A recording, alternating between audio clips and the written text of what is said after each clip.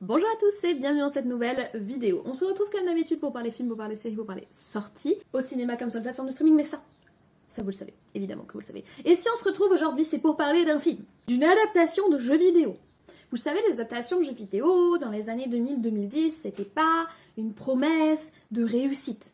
Hormis l'exception qui confirme la règle, c'est-à-dire Silent Hill et peut-être Tron qui était pas trop mal sans être transcendant, on a eu beaucoup de très mauvaises choses pour conjurer le sort. Nous avons eu ces dernières années des choses pas trop mal, avec notamment l'année dernière The Last of Us, la série, ainsi que le film Mario Bros que j'avais beaucoup apprécié.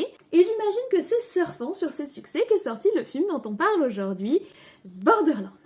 Alors, je connais pas les jeux vidéo, je préfère vous prévenir tout de suite, et j'étais pas très emballée par les bandes annonces, parce que j'avais l'impression de voir les Gardiens de la Galaxie 4, du coup c'était un petit peu perturbant. Mais j'ai quand même donné sa chance au film, je suis allée le voir en salle et c'est le film dont on parle aujourd'hui. Donc installez-vous très confortablement, mettez de la musique relaxante, faites potentiellement brûler de l'encens parce que on va essayer d'être zen. Oh et servez-vous un grand verre d'eau histoire de rester hydraté ou la boisson de votre choix. Bref, installez-vous de la façon la plus relaxante possible parce qu'on se retrouve juste après le générique pour parler de ce film.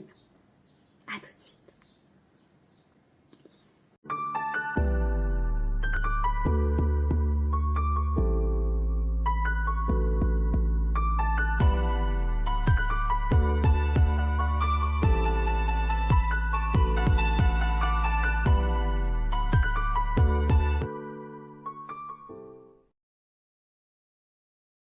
Alors Borderlands, comme je vous l'ai dit, c'est un jeu vidéo, je n'ai fait aucun des jeux, je les connaissais par leur esthétique et les couvertures que j'ai vues à Micromania, mais j'ai même pas regardé de let's play ou quoi que ce soit, c'est un jeu vidéo qui m'a jamais attiré, mais c'est quand même un jeu vidéo qui a eu un réel succès, c'est une franchise à succès. Le premier jeu est sorti en 2009, et il y a eu plusieurs suites et préquels, le plus récent étant Borderlands 3 qui est sorti en 2019.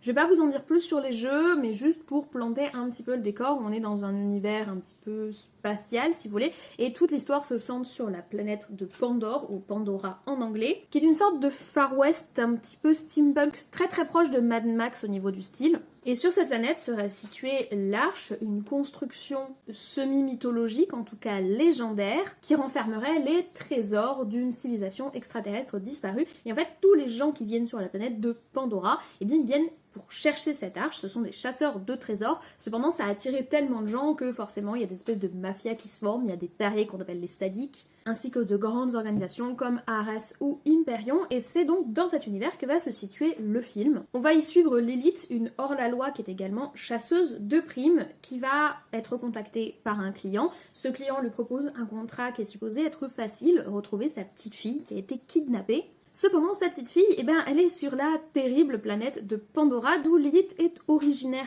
à la base, un endroit où elle n'a pas du tout envie de retourner parce que c'est le bazar, pour rester poli. Mais puisque le contrat est plus qu'alléchant financièrement parlant, Lilith se décide à retourner sur Pandora à la recherche de cette petite fille, nommée Tina ou Tiny Tina. Et elle va se retrouver, bien malgré elle, à faire équipe avec une sorte de bande un petit peu éclectique, composée de Roland, un ancien soldat, de Krieg, un ancien du groupe des sadiques, des espèces de tarés locaux, et d'un robot bizarre. Cette joyeuse petite bande va essayer de survivre sur la planète de Pandora et de résoudre le mystère de la jeune Tina, de pourquoi son père cherche absolument à la récupérer, et évidemment, vous vous en doutez, tout cela a un lien avec la fameuse chasse au trésor locale. Alors si l'univers reste intriguant, ce qui a été le plus intriguant dans le projet de ce film, au-delà de l'adaptation du jeu vidéo en lui-même, c'était son casting, puisque dans le premier rôle, celui de Lilith, la hors-la-loi, on retrouve Cate Blanchett, qui s'est vraiment perdue par rapport au rôle, on a l'habitude de la voir. Je peux comprendre d'ailleurs qu'elle essaye un petit peu de casser son image à travers ce rôle-là, mais c'est assez étonnant, il faut le dire. Cate Blanchett, c'est le Seigneur des Anneaux, récemment elle a fait le film Tar, qui avait rencontré un réel succès critique.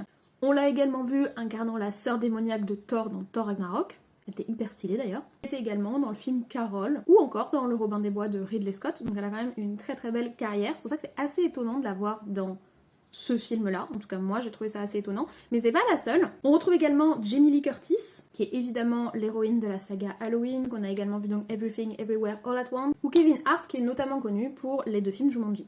Ah, c'est Jack Black qui fait la voix du robot chelou en VO aussi. Donc on a un casting qui est vraiment assez éclectique et assez intriguant pour un projet qui est assez intriguant parce que adaptation d'un univers de jeux vidéo qui semble plutôt échevelé. Donc je lui ai laissé sa chance et on va en parler. Commençons d'abord par les visuels. C'est les Gardiens de la Galaxie qui rencontrent Mad Max.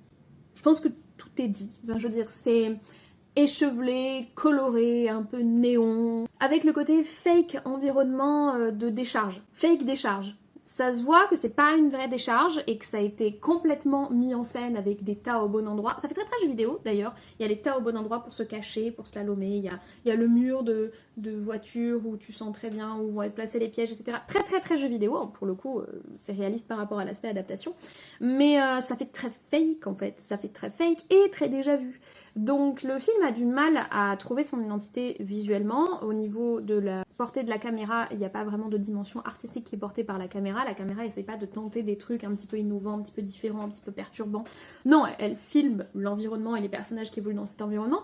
Après, je vais pas dire que c'est moche. Ça me semble relativement correspondre à l'univers du jeu vidéo. De ce que je suis allée voir sur internet, ça ressemble, les costumes ressemblent. Alors pas le choix des acteurs qui interprètent dans les costumes. Ils ont fait le choix de prendre des actrices notamment beaucoup plus âgées que les personnages dans le jeu vidéo. Ce qui peut perturber à mon avis les gens qui connaissent l'univers. Moi du coup non, ça m'a pas fait... Mais on a vraiment un style un peu chipouille au niveau de l'environnement et au niveau de la façon dont c'est filmé. Ça fait pas très moderne, ça fait pas très frais, ça fait pas très innovant et ça fait très très figé. Pour une énorme décharge Far West, ça fait super figé. Je pense que ça vient notamment de l'alliance entre environnement réel et beaucoup d'environnement numérique, vous vous en doutez. Hein. On est dans du truc spatial, dans des environnements qui n'existent pas, donc on a forcément beaucoup de numérique. Le numérique n'est pas moche, il n'est pas mal fait, c'est-à-dire qu'il ne nous saute pas à l'œil. On sait qu'il est là parce que ce sont des environnements qui sont irréalistes, mais il ne nous saute pas dessus. Mais par contre, ça fait très figé, ça fait très jeu vidéo. Là encore, ça correspond au style qu'on essaie d'adapter, mais il n'y a pas beaucoup de fraîcheur, c'est pas très vivant en fait à regarder, et honnêtement c'est plutôt ennuyeux, parce qu'entre le déjà vu et le côté un peu figé et pas vivant, bah visuellement c'est pas super stimulant, on va dire, c'est pas stimulant. Donc visuellement ouais, oui ça fait le taf, mais c'est tout, rien de plus. Voilà, ça s'arrête là. Maintenant que ça c'est dit, sur cette bonne base basique, que nous raconte le fond du film? Et là, waouh. Je sais pas trop quoi vous dire. Je n'ai pas joué aux jeux vidéo, donc je ne suis probablement pas la cible de cet univers. Mais je suis pas sûre que les gens qui ont joué aux jeux vidéo se sentent particulièrement mis en valeur et honorés dans l'adaptation qu'ils ont fait de l'univers. Je veux dire, le scénario, c'est le truc le plus cliché du cucu-pompon dont tu vas venir tout à 16 000 km qu'on n'ait jamais vu. Tu peux pas faire plus cliché que ça, et tu peux pas faire moins bien écrit au niveau des personnages que ça, et tu peux pas faire moins bien écrit au niveau des dialogues. Oh, les dialogues. L'humour. Ah oui, oh là là. L'humour. C'est drôle. C'est censé l'être en tout cas. Je vous renvoie globalement à Thor 4. Voilà, on est niveau Thor 4 au niveau de l'humour, le côté pataugeoire. Alors, je me doute qu'il y a certains éléments comiques de l'univers qui viennent du jeu vidéo, notamment les geysers de pipi, hein, ça à mon avis, donc je me suis fait une idée à peu près de l'ambiance humoristique du jeu vidéo, également au niveau des phrases que sort le personnage Krieg, qui a pas beaucoup de lignes de dialogue, qui je crois sort des phrases de PNJ jeu vidéo. Vous savez quand les PNJ ils attaquent et qu'ils disent tous en boucle la même chose, par exemple c'est parti pour le carnage, ça va saigner, et ben il sort des phrases comme ça avec cette espèce de level d'humour très pipi caca, etc. Donc moi c'est pas du tout mon humour, mais je pense que c'est l'humour de l'univers, mais malheureusement c'est pas vraiment supra mis en valeur. Ça fait encore très très cheap, ça fait encore très très... Ça fait pataugeoire un peu, ça patauge comme ça. Ah, ça patauge, ça patauge. Ça patauge au niveau visuel, ça patauge au niveau de l'avancée de scénario, ça patauge au niveau de l'écriture des personnages. Ça patauge dans la grande révélation qui n'en est pas une parce qu'on la voit venir à 10 000 km. Ça patauge, c'est... voilà. D'ailleurs, au niveau du rythme, ça patauge aussi. C'est lourd, ça n'avance pas, c'est lourd, ça n'avance pas, voilà, c'est lourd. Je crois qu'il y aura beaucoup de et de voilà dans cette critique parce que c'est vraiment voilà. Ça, c'est la tête que je faisais pendant tout le film. En fait, je vais être méchante. Je suis désolée, je vais être méchante, mais c'est l'encéphalogramme plat. Le film, c'est vraiment... Et J'espère vraiment que l'univers du jeu vidéo c'est plus que ça, et je suis certaine que le jeu vidéo c'est plus que ça parce que en fait le film n'a retranscrit que l'ambiance du jeu mais n'a pas retranscrit le gameplay et le côté à mon avis jouissif, beat'em all, etc. qu'il doit y avoir dans ce jeu. Et d'ailleurs je pense que ce film est tombé dans l'écueil qu'a réussi à éviter la série The Last of Us par exemple. Alors dans beaucoup d'écueils, il tombe dans beaucoup d'écueils ce film en particulier, mais quand on adapte un jeu vidéo, le problème c'est que dans le jeu vidéo il y a le contexte et l'univers, mais il y a aussi le gameplay qui est tout aussi important, voire plus.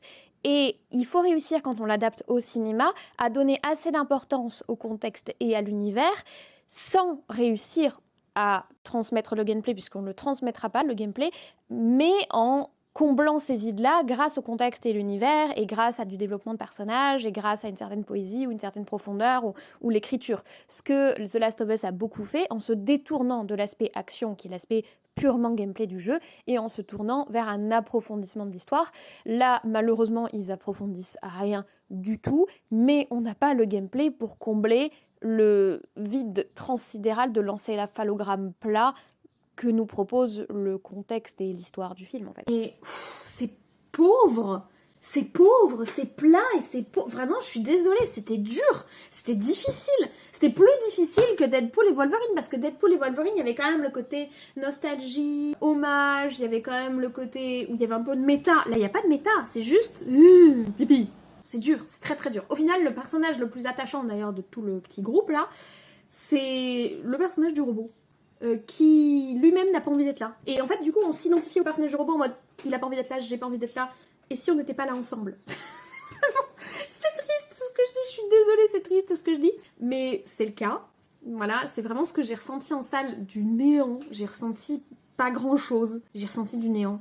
Et d'ailleurs, anecdote de salle, j'étais à côté d'un couple qui m'ont gentiment demandé d'échanger parce qu'ils étaient deux et moi j'étais toute seule et du coup ils étaient séparés. Bref, j'ai échangé avec eux. Le mec avait vraiment l'air de souffrir sa présence dans la salle. Et donc à la fin, moi j'attendais pour voir s'il y avait une scène post-générique et ils débriefaient entre eux. C'était un couple de peut-être cinquantenaires, un truc comme ça. Et la femme elle dit oui mais c'est pour ça qu'on a un abonnement illimité pour aller découvrir d'autres choses et pour savoir ce qui se fait. Il faut sortir de ce qu'on connaît, etc. Et le mec il avait l'été en mode oui je sais mais bon c'était quand même... Et elle a dit oui mais c'est ça que regardent les jeunes.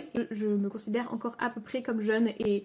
Non, s'il vous plaît, faites pas des généralités comme ça. Je suis pas intervenue parce que je suis pas très sociable et que je parle pas aux gens, mais j'ai eu envie de lever la main en disant non, je vous jure qu'il y a des jeunes. Enfin, je veux dire, tous les films sont pas comme ça. S'il vous plaît, vous faites pas une idée juste sur ce truc-là parce que c'était pas bon. Et on va en venir à mon bilan parce que de toute façon, je vais te dire en boucle la même chose. C'était ennuyeux, c'était plat, c'était déjà vu, c'était pas bon, c'était pipi caca, c'était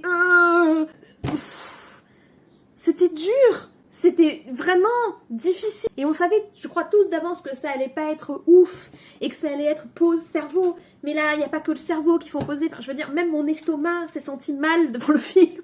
Tous mes organes ont voulu quitter la salle. Je regarde toujours les films jusqu'à la fin. Je ne quitte jamais la salle, même si j'aime pas du tout ce que je vois. Parce que tant que j'ai pas vu l'œuvre en entier, je peux pas me faire un avis. Ça me paraît assez évident. Mais franchement, c'est pas l'avis qui en manquait parce que j'ai pas vraiment passé un bon moment. J'ai pas du tout passé un bon moment. Et heureusement, je suis allée voir Trap le même jour. Certes, on peut me dire t'es pas la cible, tu connais pas les jeux, c'est des clins d'œil pour les fans du jeu, mais sérieusement, si les fans du jeu vous suffisez de ce niveau-là, scénaristiquement, de ce niveau-là, visuellement, et comme je vous dis encore, le visuel c'est pas ce qui pêche le plus, mais de ce niveau-là, au niveau d'écriture des personnages, d'écriture des dialogues, d'écriture des enjeux, c'est triste. Franchement, si vous aimez ce jeu et si vous aimez cet univers, s'il vous plaît, vous contentez pas de ça. C'est vraiment ras la pâquerette. Du coup, est-ce que je vous recommande le film? Pas en salle. Si vous n'avez pas un pass illimité comme moi j'ai un pass illimité, donc aller voir ce film m'a pas coûté plus cher dans le mois que pas aller le voir, donc voilà. Mais si vous n'avez pas un pass illimité, attendez de le voir par d'autres moyens. Si vous voulez vraiment le voir. Si vous voulez pas le voir, à mon avis, vous ne perdrez pas grand-chose. C'est pas... Ouais, c'est pas... Voilà. Regardez la bande-annonce. Quasiment toute façon dans la bande-annonce, donc... Comme ça, vous ferez une idée du truc et puis vous perdrez moins de temps. Voilà. Voilà, je vous remercie d'avoir écouté cet avis sur le magnifique film Borderlands qui a failli me faire perdre foi en l'humanité, mais heureusement, je suis allée voir un autre film après et ça allait mieux. Mais c'était vraiment très très difficile. C'est rare que je sois aussi négative sur un film, mais là c'était l'encéphalogramme plat. C'est dommage parce que honnêtement, il y a des trucs de l'univers où je me suis dit, ah j'aimerais bien en savoir plus, genre c'est quoi la secte des sadiques là? Pourquoi on les appelle les sadiques? C'est quoi cette secte? C'est des anciens chasseurs de trésors, quoi, ils se convertissent? Bah, je sais pas, développe-moi un petit peu ton... Mais de l'épaisseur, mais je sais pas, écris. Ouais, non. Donc, voilà. Donc, c'était mon avis. Donnez-moi le vôtre en commentaire. De toute façon, je lis tous les commentaires. J'essaie d'y répondre quand j'ai le temps. Hein. C'est long de répondre à tous les commentaires. Mais je les lirai parce que je suis curieuse de savoir si ce film m'a fait le même effet qu'à vous. Et je suis curieuse de savoir si certains d'entre vous ont joué au jeu et qu'est-ce que vous en avez pensé du coup par rapport à votre connaissance du jeu. Est-ce que le jeu, c'est vraiment que ça? Donc, dites-moi tout ça en commentaire si vous avez apprécié la vidéo. N'oubliez pas de laisser un petit like, ça fait plaisir et ça valorise mon travail. Un simple coucou en commentaire également. Abonnez-vous si ce n'est pas encore le cas. Activez la cloche, tout ça, vous connaissez. Moi, je vous embête pas plus. Je vous souhaite une très bonne journée, une très bonne semaine et de très très bons visionnages. Peut-être Borderlands si vous avez un pass illimité au cinéma ou si vous êtes vraiment très curieux.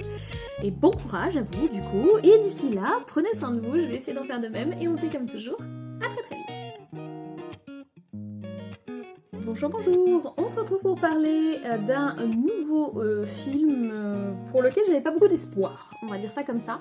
Il n'y avait pas d'attente, hormis potentiellement un film plutôt fun, mais franchement il n'y avait pas d'attente particulière. Pipi, caca, voilà, c'est mieux, c'est beaucoup mieux. Donc, on est parti. Yes. Joie, bonheur et enthousiasme. Dominés principalement par Resident Evil, qui ont un potentiel nanardesque assez impressionnant, qui font quand même passer un bon moment, mais qui n'étaient pas des bonnes adaptations de jeux vidéo. Mettez de la musique relaxante, mettez de l'encens, faites brûler des herbes pour penser. Parler de cette chose. Et sur le fond, maintenant nous allons parler du...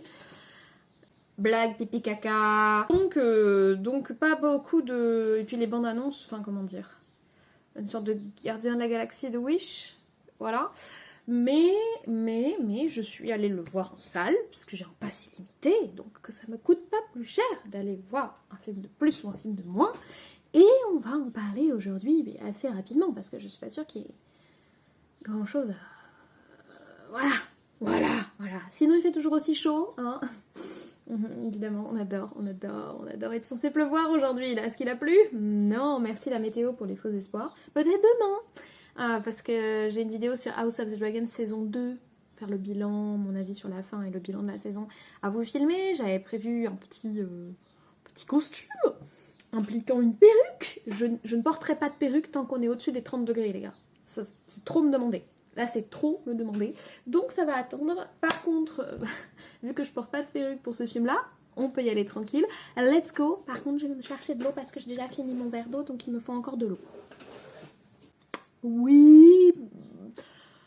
Écris un scénario, tu vois. Écris des personnages.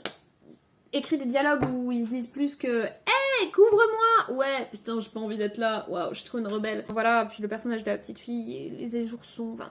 Parce que ce qui est intéressant, en fait, c'est le gameplay. Et du coup, le gameplay, on peut pas l'avoir. Même si on l'entreaperçoit dans certaines scènes, le gameplay, on peut pas l'avoir. On n'a pas le kiff de dézinguer le méchant nous-mêmes. Donc, juste, on observe le désingage du méchant. Et forcément, c'est moins immersif, dirons-nous. Voilà, c'est fini. C'était horrible. C'était horrible. Franchement, je crois que c'est l'un des pires films que j'ai vu cette année. Les gens qui disent que Rebel Moon c'est de la merde, regardez ça. C'est forcément pire que Rebel Moon. C'est vraiment l'un des pires films que j'ai vu cette année. J'ai pas ressenti rien. J'ai rien ressenti. J'allais dire j'ai pas ressenti de joie, mais j'ai même pas non plus ressenti de la colère. J'ai rien ressenti. Je me considère quand même comme quelqu'un de relativement bon public, hein, sachez-le.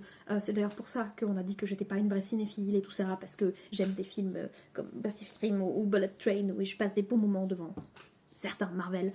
J'ai dit certains parce que ces derniers temps c'est pas le cas, mais je veux dire, je peux regarder Iron Man en boucle, vous voyez. Je suis pas donc une vraie cinéphile. J'aime des films pause cerveau, j'aime des films fun, j'aime kiffer au cinéma, mais là j'ai rien kiffé. J'ai rien ressenti. C'est pas pause cerveau, c'est pause émotion. C'est pause.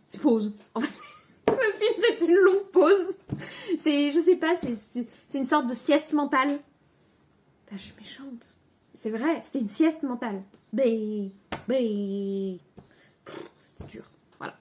Merci d'avoir regardé ce cinéma générique. Désolée. Désolée pour la méchanceté, mais